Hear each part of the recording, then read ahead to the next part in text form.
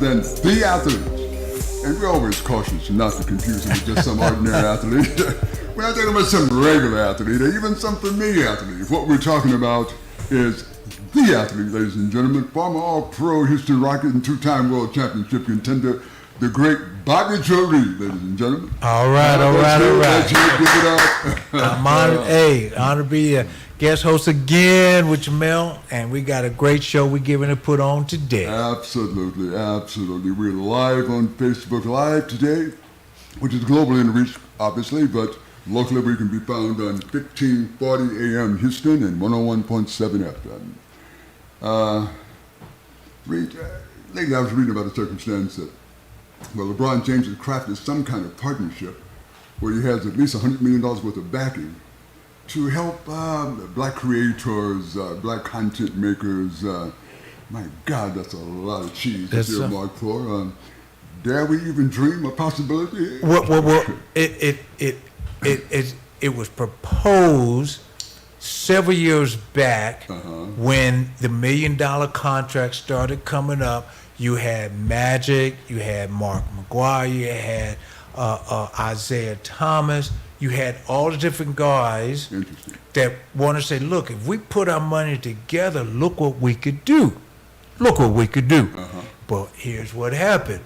Now their agent says, well, I'll be the one that run it. Well, wait a minute, money. You ain't gonna hold my players' money and all. Yeah. And then you've seen that what Kobe started, and even the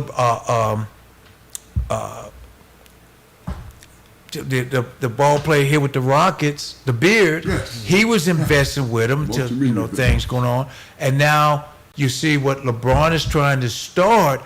Boom. He's not looking to bring people in. This is what he's doing, and unfortunately, I'm gonna be honest. When we have looked at the Asian immigrants who've come in, when we've looked at the Iranians and Iraqis come in, they all pull in with their family. And then when it's time for this one family to move out, they got the money to start their business. Boom.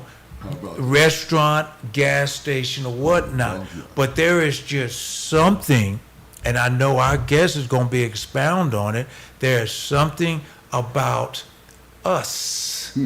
There's something that keeps us that say, well, I don't know if I can trust you, even though it's family. So we're going to be able to talk about that today. Wow. Well, we're talking about possibility of getting a piece of some of this strenuous money that's floating. I bet you I know somebody who possibly could. Hey.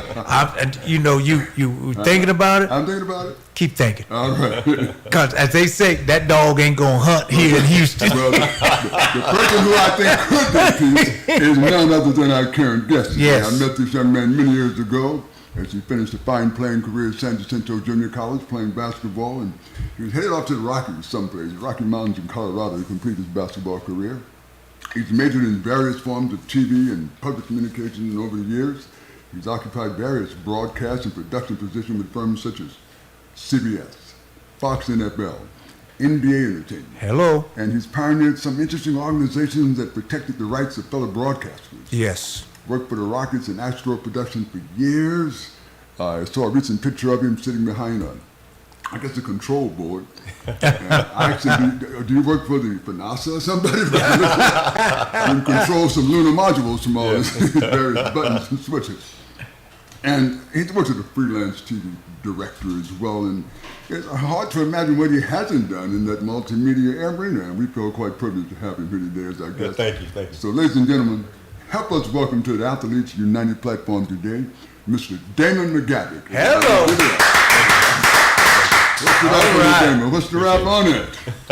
Yes. It's been a journey. It's always good to see you. Oh, absolutely. Good to hang out. It's like we was back in the back room back there and just going over little things, some memories and things like that. Yes, So yes. it's always good to see you. And, But what you got to admit, one, two, three. We all combined right now got a little gray in the There you goatee. just a little bit. We didn't used to have it then in our playing days, but it's coming out I now. have a little cat at home. I was thinking about putting some whipped cream on it this morning. Well, first of all, Damon, thanks a great deal for being here. And let's speak a little bit about your hometown, your athletic career, and how you arrived in Houston. Hometown, Louisville, Kentucky. Louisville. All right. The home of Muhammad Ali. Hello. It's been something else. I was Bobby Joe and I was talking in the other room, and yourself. Coming up, playing ball in high school and everything. Got together with Butch Beard, and Butch Beard, and I graduated high school a semester early, so I had to kind of make it myself. They started busing, and so busing kind of puts a lot of the athletes out of the game. That's it. Yes. Well, because Daryl Griffiths and those guys was at Yes. Mill High School, and so when they started busing, I said they had to be around 77 and 76 or something like that in Louisville, Kentucky.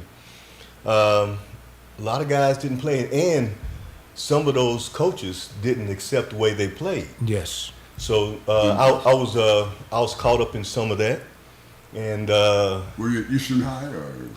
no, I was at Atherton High School. Okay. And so we had probably the best team in the state, and he didn't know what to do with us. So it was a challenging deal, and I graduated early, and I got out and went up. When I left, I would go to work in the evenings and still go to practice, and I would go around and visit all the black coaches in the city. And Wade Houston was one of those coaches, and that's how I got my scholarship at San Jacinto. Hello. Sanjay. Connections. Yes. Sanjay. Yes. Well, were you somehow predisposed to broadcast media as a youth? How did you choose this as an application? Now, that was very interesting. It's one of the things, we see a lot of things. And we see people selling drugs, we see people, doing this and that. But in our community, we don't see a lot of doctors, lawyers, and Indian chiefs or what have you. You know what I mean? No. So one of the things that, as I was going, I thought I was going to be, a pro ball player.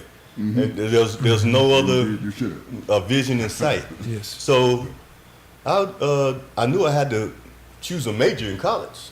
So I Darren Stevens on Bewitched, which you guys know about. He was an advertiser. So I chose I was going to be an advertiser. My God. And so getting into that business, because I played basketball, I couldn't do the 9-to-5 stuff and participate in advertising. Sure. So they gave me television because there was early in the mornings and in the evenings. That's how it got going. My God. Okay. Now you mentioned is going to. I asked you, how did you end up in Colorado? Oh, now see that's Mel. So basically, I was playing. Butch Beard had just gotten his assistant coach job with the Knicks, Right. and I was connecting. He was going to get me with Manhattan University and some of these other universities on the East Coast because he was there. So that kind of fell out because I had no more connection, and he was busy getting into an assistant coaching job in the pros. So Mel saw me playing I was playing against him in the league. He was trying to push me around a little bit, and I was trying to hold my own.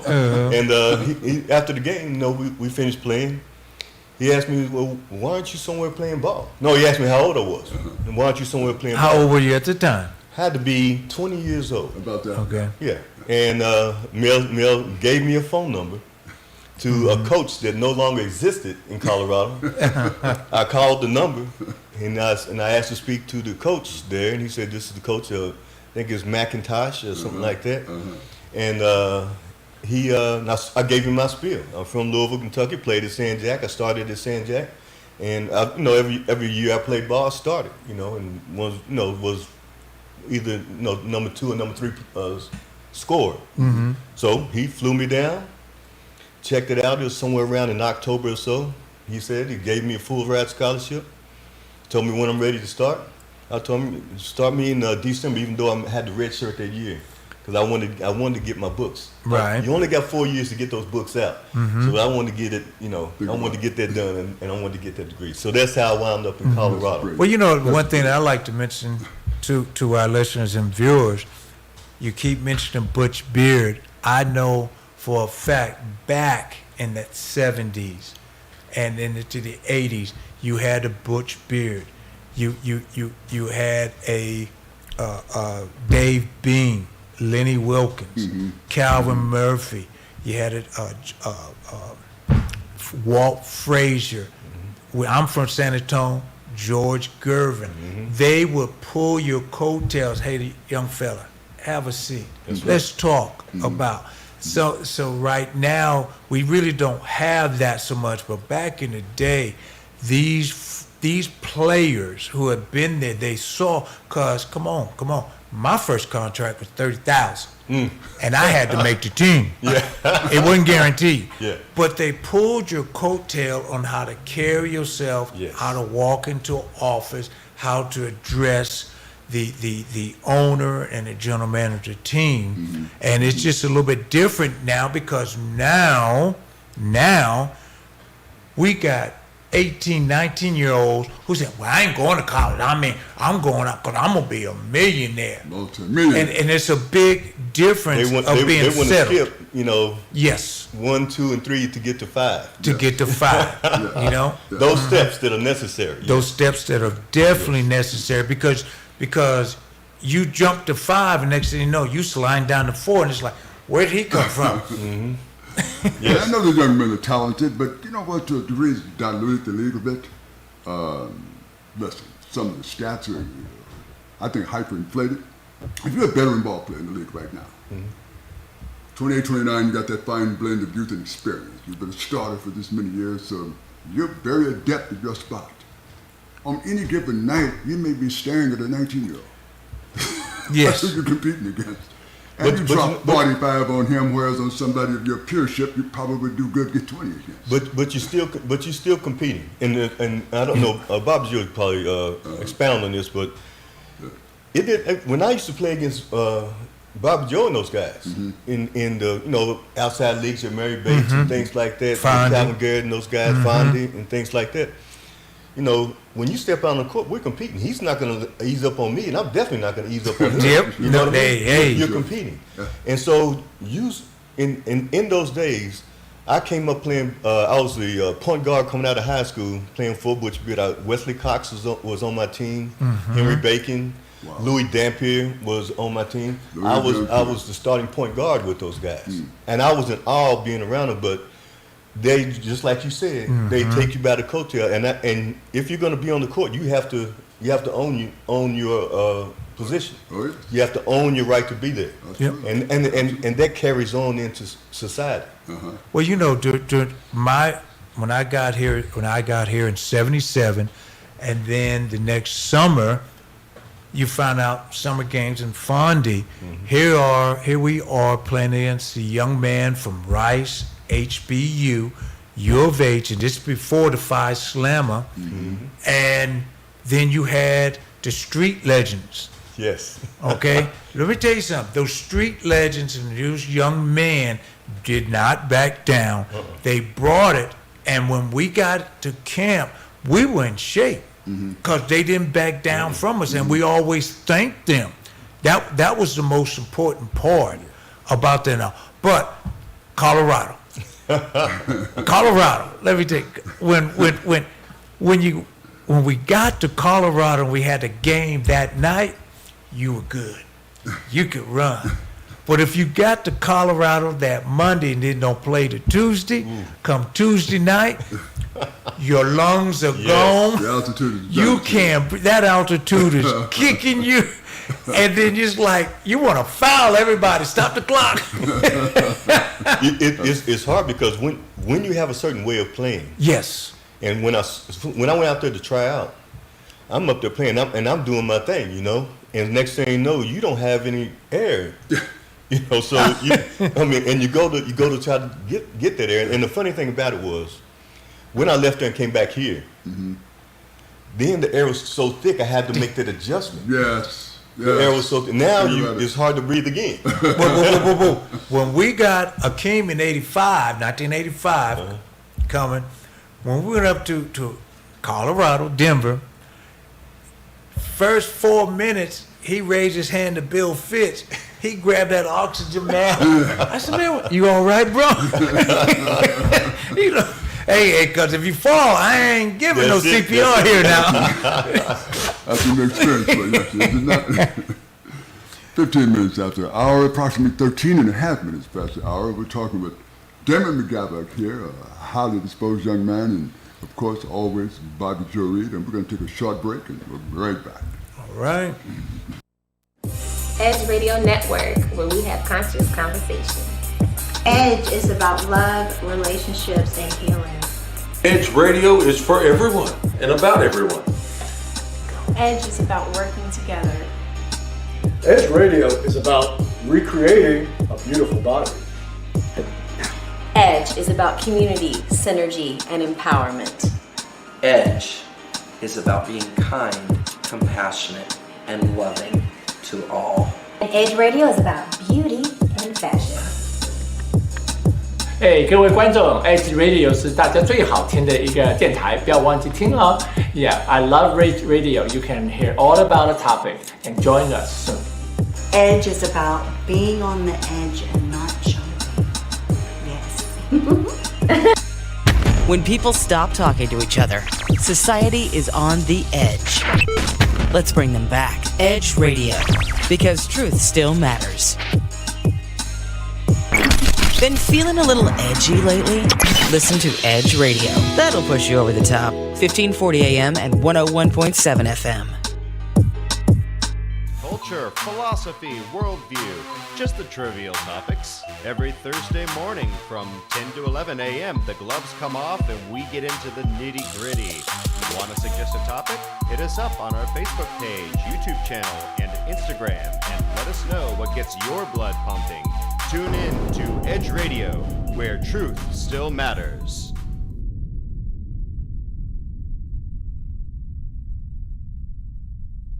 Edge Radio, what's at the edge? We tackle the tough issues. Our listeners get to hear both sides. Politics, we pick the sense from the nonsense. The truth about living healthy. Wealth-building strategies they don't want you to know about. Sports talk, relationships, and more. 1540 AM and 101.7 FM. 1540 AM and 101.7 FM. Edge Radio. Are you ready to be pushed over the edge? Edge Radio. Coming soon to 1540 AM and 101.7 FM Houston, Pasadena, Clear Lake, Galveston. Been feeling a little edgy lately? Listen to Edge Radio. That'll push you over the top. 1540 AM and 101.7 FM. All right, everybody in the car. Let's go. What are we gonna do first when we get there, Mom? Go for a hike? Sure. What about canoeing? Can we go canoeing too? I don't see why. How long does it take to get to the forest? It's not that far, sweetie. Are we there yet?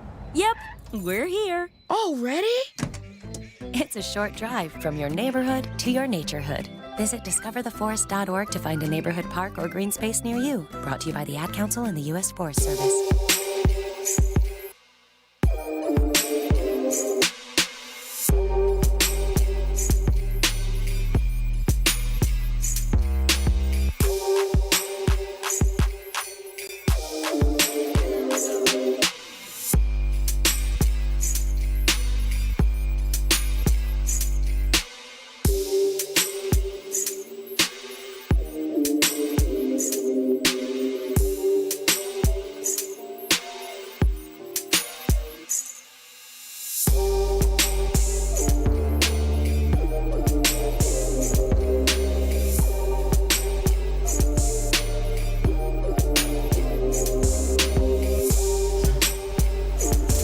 And we're back.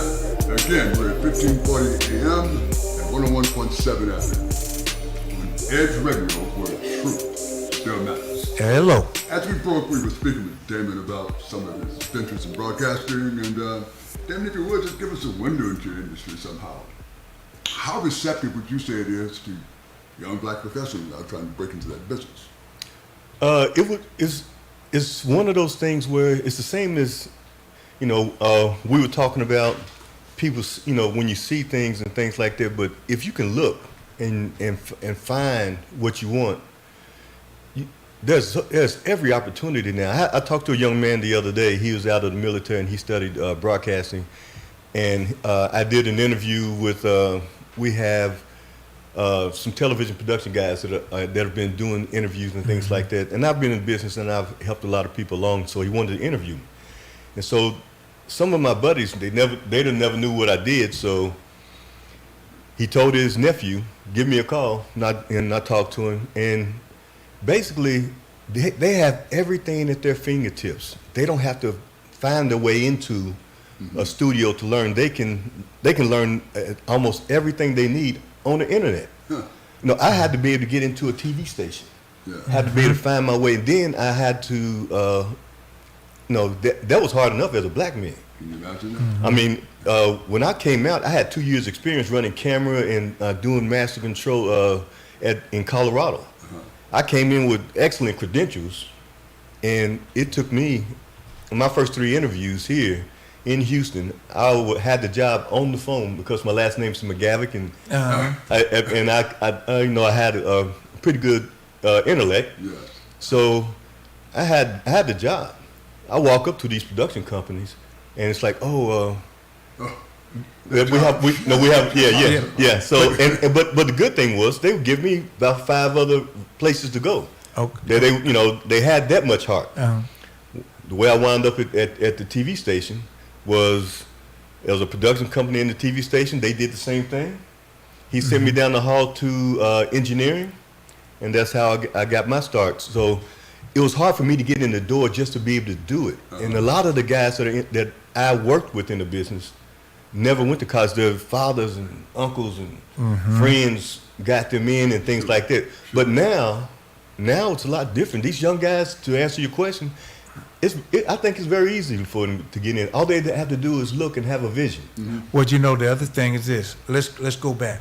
Syracuse University, known for broadcasting and media outlets. We look at Brent Musburger, Marv Albert, that young man that we see to get to TV and radio, the steps they made. Now, and I'm not taking nothing away from ESPN or Stephen A. First Take. If you, whatever professional sport you played, hey, you got another career. So it's a big difference for a young man who feels I can do this, but look what I have to contend with. Yes. Here's an all-pro that's got the stigma, and he goes from station to station to station. Only reason he stays is as long as he doesn't say something that's biased and he get kicked off the show. and I've seen many people come and many people go. Yes. They would through Fox and HSE and all of that stuff, and Macklemore. You see them come through the business as announcers and things, but they have to be able to deal with the producers, the executive producers, and things like that to be able to. They have to be able to play the game. Who's in charge? Yes. Who's in charge? And when others did not have to really play the game because they're already in the game. So how about that? Or you could have been an attorney who got connected with Muhammad Ali. what was that? What the box? Oh man, it's called no. The white attorney who retired. Oh yeah. He was always with Muhammad Ali. Howard Cosell. Yeah, Howard Cosell. See, that's how old we get. Man, he goes from being an attorney to one of the biggest sportscasters. Yes. And then Mel, the quarterback and all, when they had the Monday Night Football. Yes, that's Giff and Nielsen, yeah. Turn out the lights. The party's over. But it's a funny thing. I know you got some stories of how you did your broadcasting, but there was a uniqueness that each national broadcaster had. Well, I think they were Harry authentic to Carey and themselves. all them. They're really very authentic to themselves. Yes. Harry Carey with a holy cow. Holy cow. And Dan Didon, sometimes he just sort of being wistful kind of. I mean, that kind of Bill Worrell with the Rockets. Yes. Okay, it's all. It really is. So, and walk us through a day in the life. Let's say you got to get ready for a broadcast, and perhaps it's noon central. What's your typical prep like? You got to be in the truck by noon. Well, first of all, if it's a 7 p.m. game for a local regional broadcast, we have to be there 6 hours before. Wow. To get all the equipment out, get the cameras in the position they need to be in, make sure everything works, the cabling and everything works, get the production truck up, do the pre-production if we have to put together the teas for the show, which how we're going to bring people into the show, all of the production that happens right there in the production truck. And so we have to have the graphics. Everything has to work. Everything has to, and when something doesn't work, you have to find out a way to make it work, because everything's not going to be perfect. So that's when your expertise comes in, because anybody can be good when everything is perfect. But it is to be good when things are not so perfect. Because you don't want to be on the mic and you say, hey, okay, Robert, so what's the coach having to say about after the halftime? And I'm standing there holding the mic. Exactly. Nothing happening. That's right. And I'm hitting it. Robert. Hello. That's right. And then the biggest thing that a lot of people say, teams, as they get ready to play one another, they have scouting report. Yes. How we gonna play Jordan? How we gonna play Pippen? How did they play the game last night? They travel. So you got to have a scouting report. Yes. So you keep the flow going, and there's not no dead airtime. When we have to pick the brain of our talent, and you have to engulf the culture of what's going on and portray it on the screen. That's it. So 6 hours before that, and that's not enough. When I do Fox NFL, we're there a day ahead of time. So I travel in on a Friday. We get up.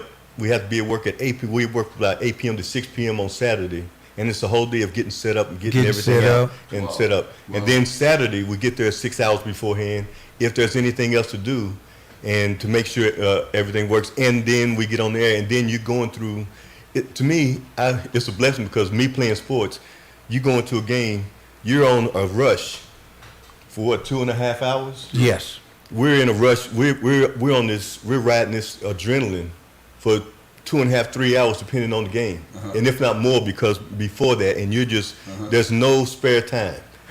There's no, and everybody's communicating. Everybody's communicating all at one time, and you're pulling up those that aren't there with you. It's a teamwork.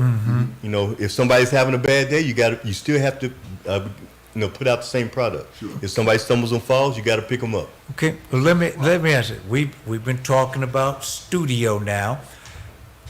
You married? Yes.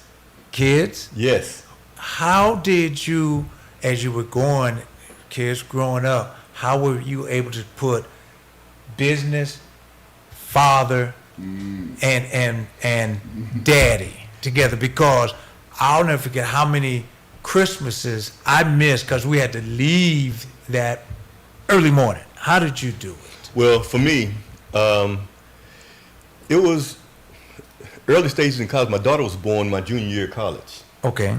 So I was on the air at the radio station. I was the Dr. Soul Darren Keith. and I would take her with me sometimes. Really? And put her in, because there was when albums, you had the album crates. Okay, yeah. I take the album right there. And she was no more than a year, and I'd sit her in the crate, and she'd be okay, and I'd just get on the air, and I would do that, and do. We had to do our own engineering back then as well. But to answer your question, I make sure. And I talk with my family. We have a group text and a group call and everything. Yes. Sometimes we talk about once a week or so. And when I come home, everybody comes downstairs. Everybody gets together. My daughter was asking, didn't you send us to the babysitter and all this and that? Mm-hmm. We my wife and I, we did things old school. My wife, she didn't work. She worked after my oldest was born. Then she stopped working, and she stayed at home. And we made things work. Okay. And we didn't have any off time to Yes. when we were together. That was a party time. We would go out to eat. I had an old director, George Walsh, used to tell me. I used to do the Portland Trailblazers home road shows for about. And Steve Jones was doing the commentating. And Steve Jones. Yes. And so George Walsh used to tell me, said, one thing that you do is before you leave home, you have family time. We all go out to eat go out to eat. Nobody has to cook. Nobody has to wash dishes or anything. When you come home, the same thing. And so my wife always knew when Daddy's home, everybody comes downstairs. Everybody gets together. He's gonna, we're gonna get together and do something. Well, that's a clever example of making family and business pure seamless. Well, my family, when the year after I retired, when I came back in the NBA, I had Robert Reed Jr. that was 5, and I had Kiva Reed, she was 3, so I brought him to an evening practice at the Summit back in the day where Lakewood Church is. And about an hour into practice, I hear this voice, "Daddy!" And I'm looking around because he should be sitting on the floor. He way up there in the rafters. And I say, Coach, because Bill Fitch was the coach, Coach, can I have 30 seconds? He said, yeah, go. Boy, if you don't get yourself back down here. And that's when we had little Moses, little Dunleavy, Billy Paultz, Tom Henderson, all of them running around. It's a family affair. It was a family affair. But you make them a part of your life. Yes. Sure. You make them a part, and that's what you do. My daughter's saying, why don't you, want to take the kids or something, give us a break, kind of things like that. We just didn't know we didn't look for a break. We didn't think about it. And I understand today's day and age is it's a different. lot of rushing and things like that. And I understand, the things that they talk about, but we really didn't think about it. Now, how do you feel knowing you've all the work, and we have our tech guy sitting to my right to raise his finger 5, 4, 3, 2, 1, and every. How do you feel knowing your granddaughter and grandkids can get on the computer and what you want? Yes, exactly. They can run it down in 15 seconds. Yes. Even with the TV VCR breakdown, you just give them a remote. Matter of fact, my son, he installs cable for Xfinity. Xfinity. So every once in a while we call him up. It's like, hey, and I'm supposed to be the technician. You're right? supposed to be the technician. We call him, and how do we do this streaming stuff? Don't let it break down in the middle of the night. That's all right. 33 minutes after the hour, ladies and gentlemen, we're having a very spirited discussion about the kind of core competencies required to be a father and pursue a profession. We'll be right back in a minute.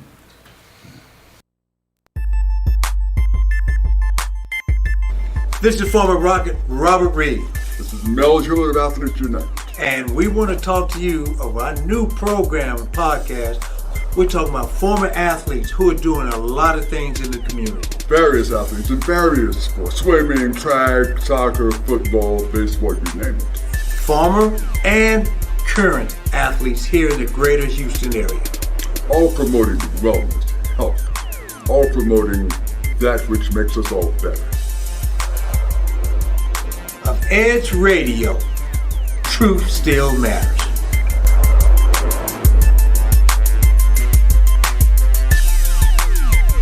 We work our whole lives to support our families. With one accident or illness, it can all be gone in an instant. Now there's a smart, affordable way to protect your family. Go to findhealthbenefits.com and discover low-cost life insurance for as little as $2 per month. Add to that a tax-deferred annuity that can help you protect your assets and grow your money for retirement. Learn more.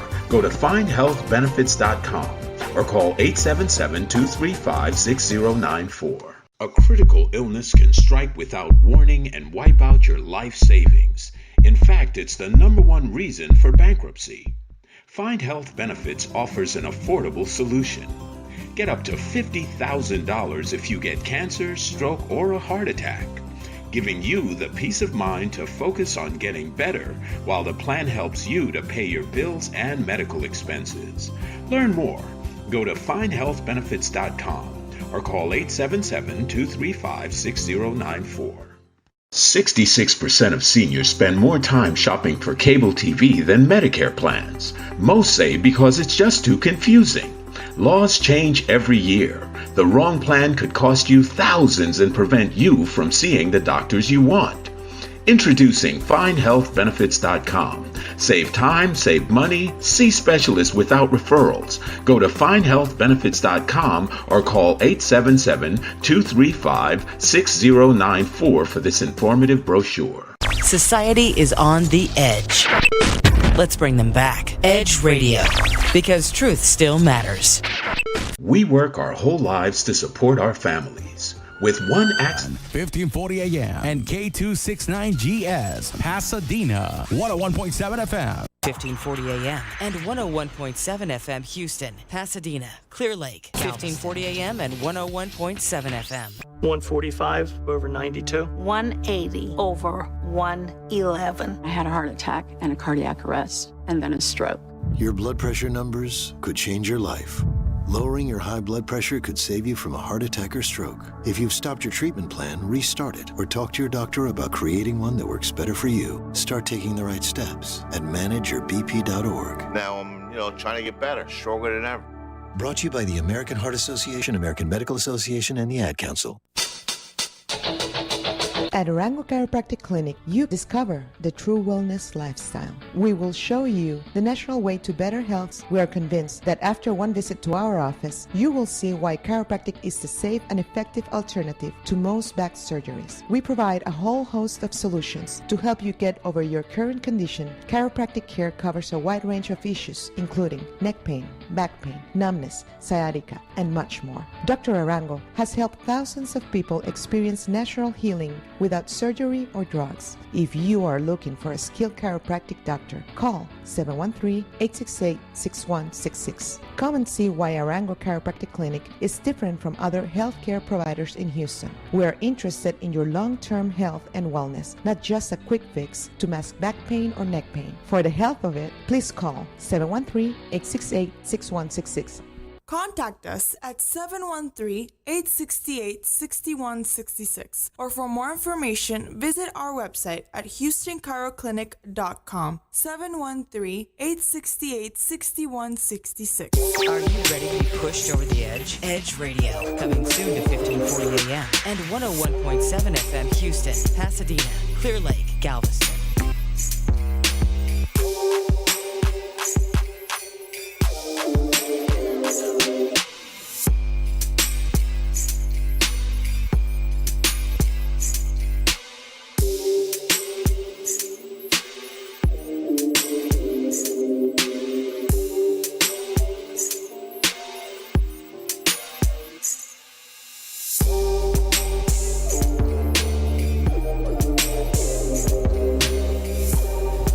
And we're back once again on the Athletes United platform, 1540 AM and 101.7 FM Houston. Edge Radio, where truth still matters. Damon, you've been a labor advocate in some respects. I mean, come on. I'm reading about how you became the inaugural president of a certain broadcasting union. Is that right? I mean, what drove we started a union here called IATSE 796. IATSE it was a stage union for stagehands, and the broadcast business was growing so fast that a representative came down and wanted us.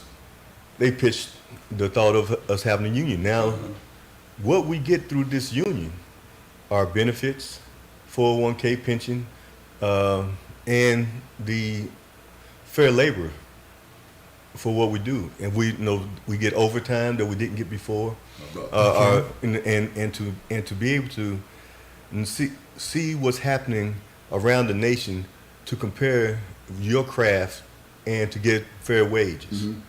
So with that, we negotiated many contracts. Wow. You know, with Fox Southwest, the crewing companies throughout. So I can't tell you how many there are, because that's probably about 16 now. I'm guessing that we have contracts with, and I think I started it in 2000, and I stopped being the president probably around 2010, 11, somewhere around there. You Yes. carried that thing. I mean, Yeah. Now, are these just black-owned radio stations or all? Oh no, these are nothing but TV production companies that, Okay. are handling the television production for the whole state of Texas. Hello. The Okay. whole state of Texas. So the primary cities are Houston, Dallas, San Antonio. And we linked San Antonio and Austin together. Oh, okay. Mm-hmm. We tried to get Oklahoma to go along with us. At that particular time, they didn't want to. They kind of regret it now. But these guys, it's labor advocates. Sure. And if you have and you have to be able to work with your employers. You can't just demand to want more and more and more.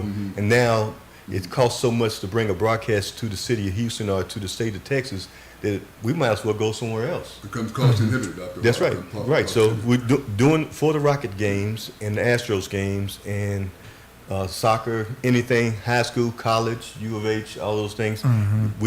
It creates a foundation, a working foundation for. And to be clear, the issues are typical wages, benefits, working Yes, conditions. wages, benefits, 401k, travel, how we travel.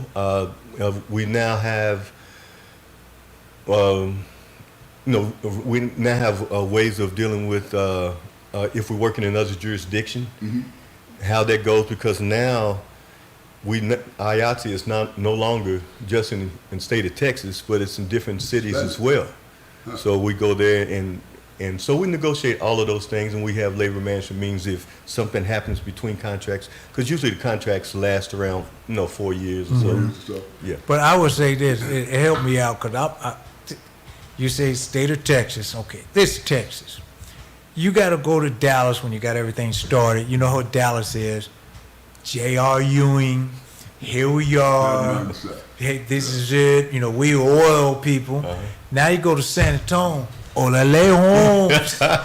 Okay, this is the Thorn, the Riverwalk. You go to Austin. Excuse me, sir, but we do know what we're talking about. We write the rules.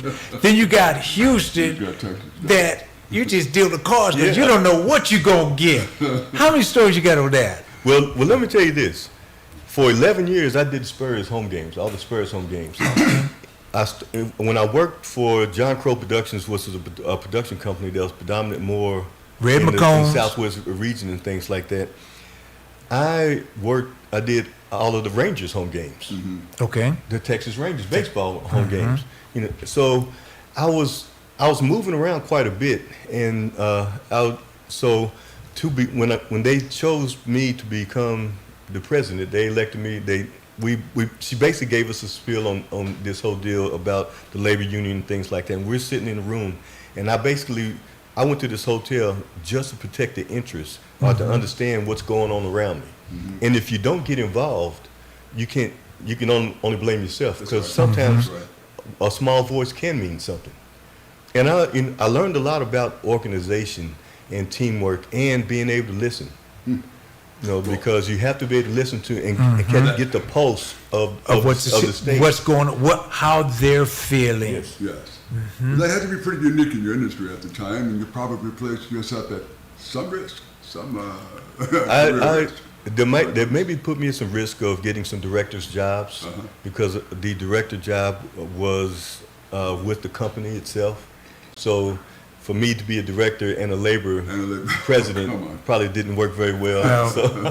So that might have been the case. But the good Lord puts in your path what's necessary, and sometimes I think that was very necessary for that particular time, and it didn't have any kind of financial reasoning behind it. As a matter of fact, I didn't get paid at all for that.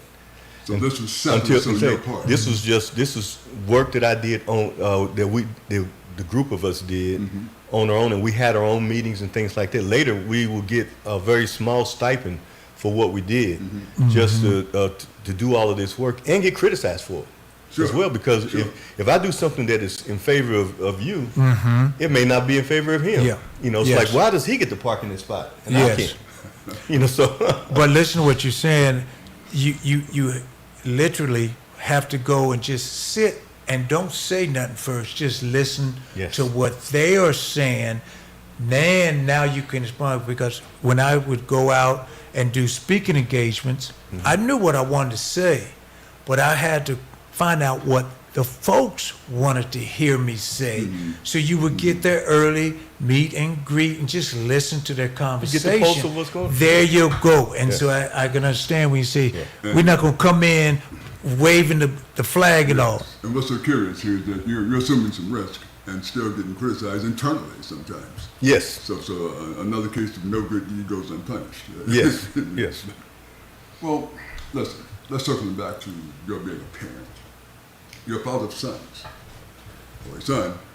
Yeah, two sons. Two sons and a daughter. How old are they? My daughter is 37. She's in the Air Force. She's about to retire.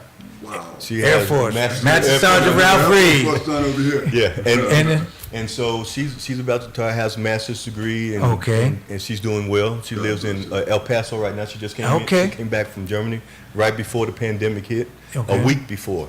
Wow. And I have two boys.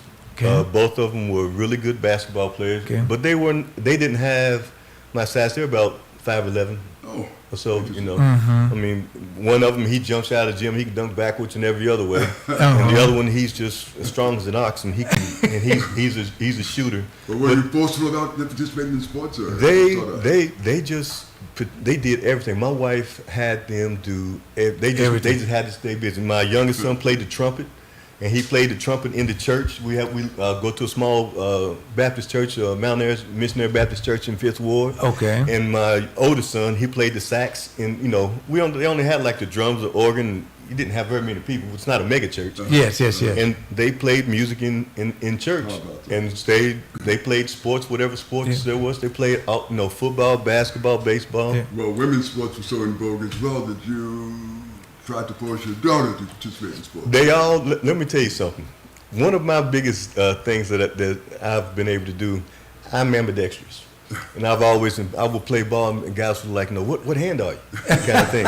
My daughter can dribble and shoot with her left or right, and both of my sons the same way.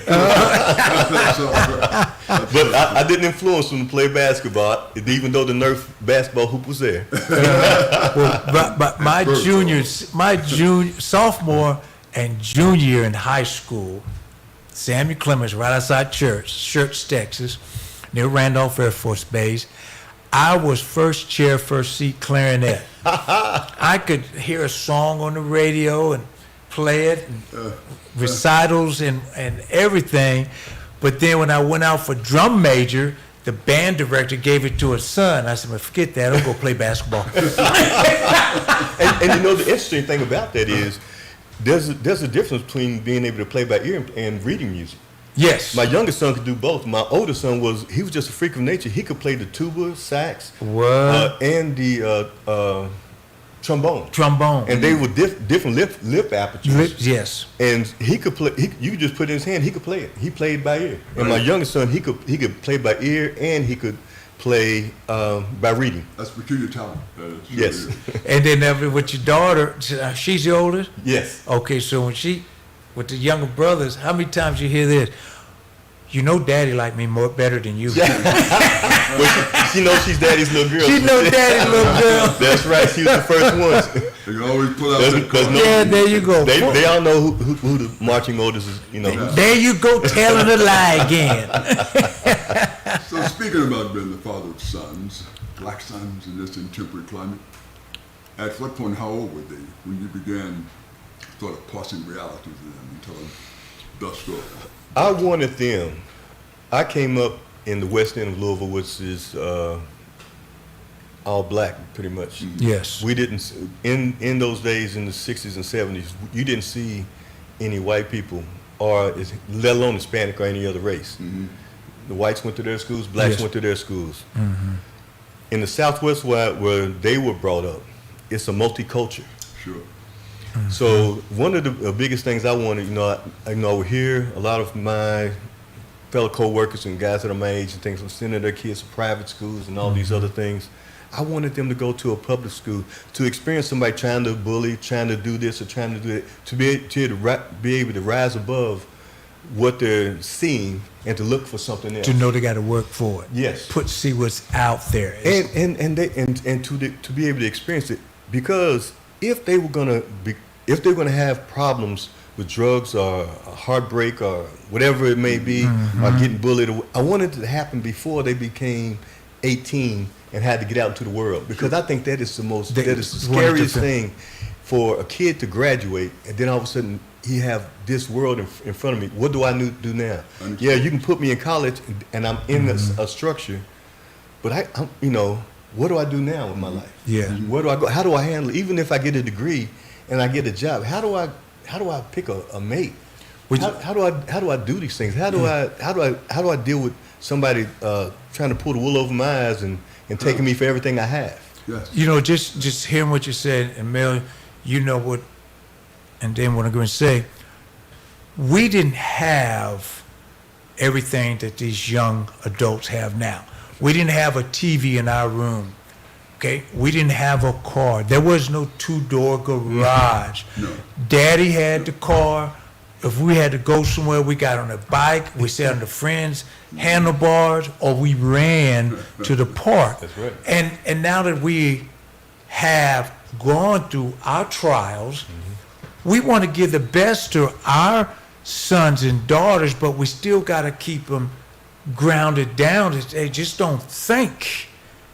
Because now that's very difficult. It is difficult because to keep them grounded. Yeah. I'll never forget when I was a substitute teacher at Westfield when they were state runner-ups, trying to get to state, and we wouldn't play Jack Yates at Jack Yates, and the fans were up there, and when the Jack Yates players came out, they were whoop, whoop, there it is. Now, here are all these boys from Westfield, off of Ella and Richie. Next thing you know, they all hugging each other. Man, see, they have never seen this before. So there is a culture bringing that. I know you had to work, same with my son and daughter, but they grew up in it, and then able to say, now I see, now I know. Yes. Well, and the thing is, you have to get an identity. Yes. And that's the hardest thing. You have to get an identity of who you are.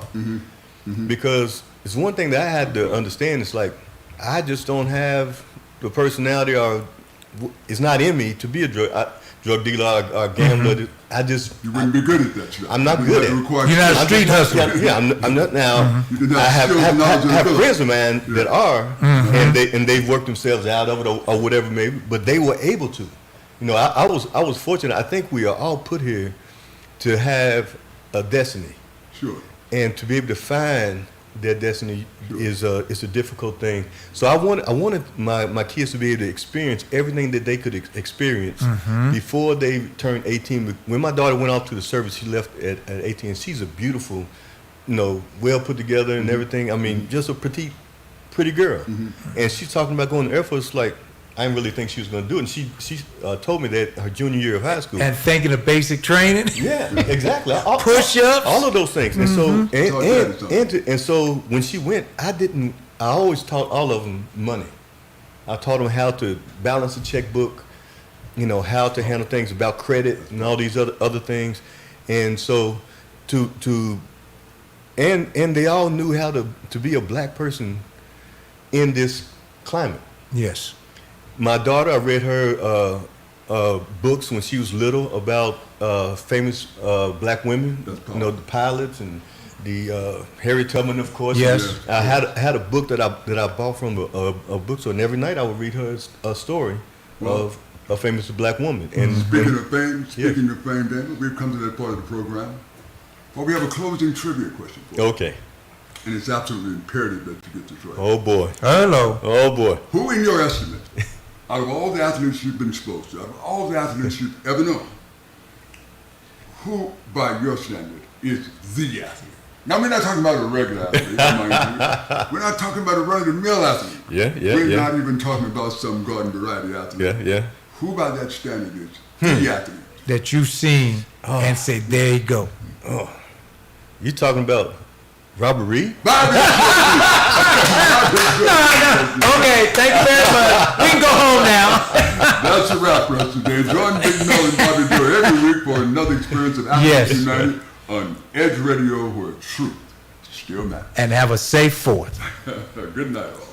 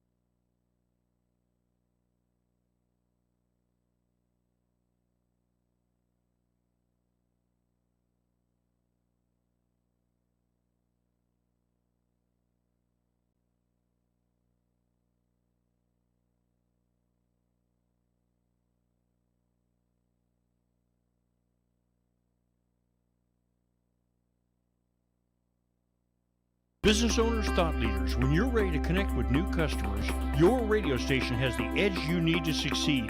Call 281-744-0446. For more information, call 281-744-0446.